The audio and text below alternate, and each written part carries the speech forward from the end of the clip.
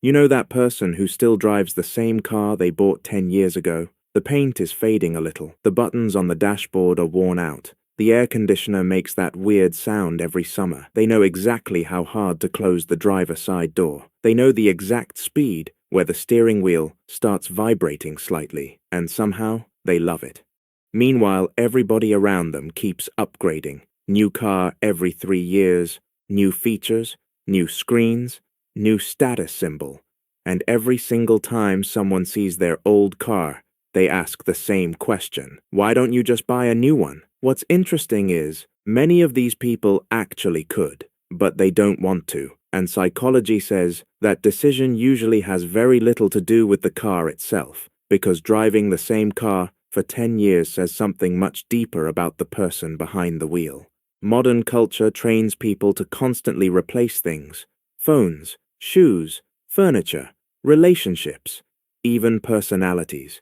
Everything today is built around upgrading. The moment something becomes familiar, the world tells you it's outdated. Advertising works by making people uncomfortable with what they already own, not because the old thing stopped working, because satisfaction is bad for business. A person completely content with what they already have becomes almost impossible to sell to, and cars became one of the biggest status symbols in modern life. People don't just drive cars anymore. They communicate identity through them: success, wealth, taste, importance. Researchers at the University of Michigan found that material purchases are often tied to social comparison and self-image regulation.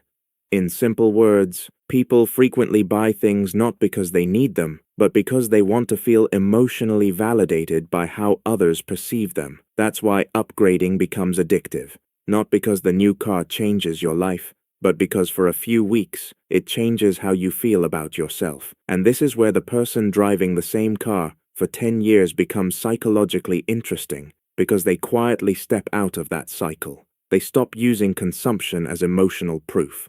That old car becomes evidence of something rare in modern culture: internal stability. Think about it. Most people today are surrounded by constant change. Jobs change, apps change, prices change, friendships change. Entire social trends appear and disappear in months. The human brain was never designed for this much instability, and psychologists have known for decades that people naturally seek familiarity during periods of stress and uncertainty. Familiar environments reduce cognitive load. Familiar routines calm the nervous system. Familiar objects create emotional grounding, which means sometimes an old car is not just a car. Sometimes it's one of the few stable things left in someone's life. They know how it feels, how it sounds, how it responds. There's comfort in that predictability, especially for people who spend their entire day dealing with uncertainty everywhere else. In psychology, this is connected to something called the mere exposure effect. The more familiar something becomes, the more emotionally attached humans naturally grow toward it, not because the object becomes objectively better, because familiarity itself creates emotional safety, and over time, that car slowly stops feeling like an object. It starts feeling like part of life itself. That car was there during breakups, during first jobs, late-night drives, hospital visits, family vacations, picking kids up from school, driving home after terrible days, driving nowhere just to clear the mind. Researchers studying autobiographical memory found that physical objects often become emotional storage systems for personal identity and memory. Humans attach stories to objects constantly, which means when someone finally sells an old car, they're sometimes not reacting emotionally to losing the machine. They're reacting emotionally to losing the years attached to it. That car quietly witnessed entire versions of them that no longer exist, and most people around them never understand that. They see old metal. The owner sees memory. This is also why people who keep the same car for years are often less driven by external validation, and that's becoming increasingly rare. Social media created a culture where life is constantly performed.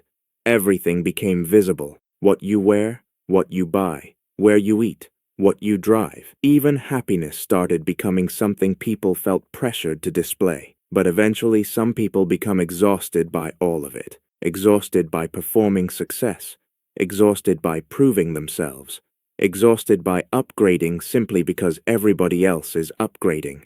And something changes psychologically when a person stops needing strangers to be impressed. They become much harder to influence. That's why some people continue driving the same old car even after becoming financially successful, because the car stopped being connected to self-worth a long time ago. And honestly, many people secretly admire that. There's something strangely calming about someone who no longer needs external proof that they're doing well. Researchers studying materialism consistently found that people with lower attachment to status-based possessions often report higher emotional well-being and lower social comparison anxiety, because comparison is exhausting. There will always be someone with a newer car, a bigger house, a more expensive life. That race never ends. The person who peacefully drives the same car for 10 years quietly exits that race. And maybe that's why people judge them so much, because deep down, they represent freedom from a game most people are still trapped inside. Now, of course, not everyone keeps an old car because they're emotionally wise. Sometimes money genuinely is the reason, but even then, psychology still matters, because another thing happens as people get older. They stop chasing excitement and start chasing peace. New things create stimulation, old familiar things create calm. That's a huge psychological difference. A new car means new systems, new buttons, new monthly payments, new technology, new anxiety about scratches, new financial pressure. The old car already fits perfectly into life. No learning curve, no performance, no emotional pressure, just familiarity. And after years of stress, many adults quietly begin optimizing their life around reducing mental exhaustion instead of maximizing excitement.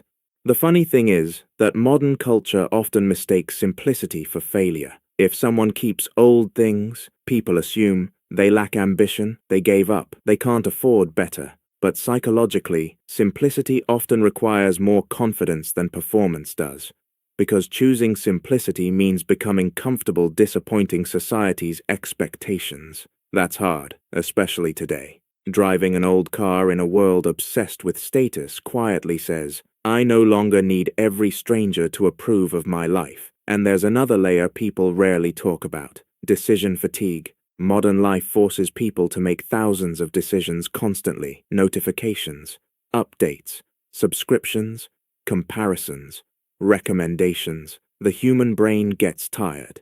Researchers studying cognitive overload found that too many decisions reduce mental energy and increase stress levels significantly, which explains why many adults slowly begin simplifying their life as they age. Same restaurants, same routines, same clothes, same car. Not because they became boring, because peace became more important than stimulation. And honestly, there's something deeply human about that. The world keeps telling people they should always want more, bigger, newer, faster. But eventually some people reach a point where they ask a dangerous question. What if what I already have is enough? That question completely changes a person, because once someone genuinely feels enough, consumer culture loses enormous power over them. And maybe that's the real psychology behind people who drive the same car for 10 years.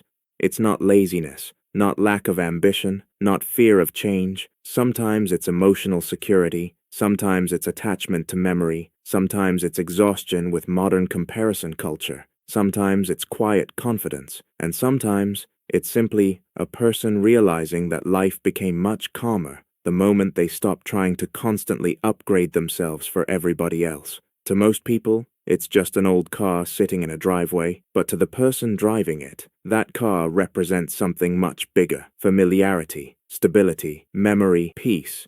And in a world constantly trying to convince people they are incomplete without the next upgrade, keeping the same car for 10 years might quietly be one of the strongest signs that someone finally stopped searching for their worth in things. Before you go, I want to ask you something. How long have you driven the same car? And honestly, would you ever want to replace it?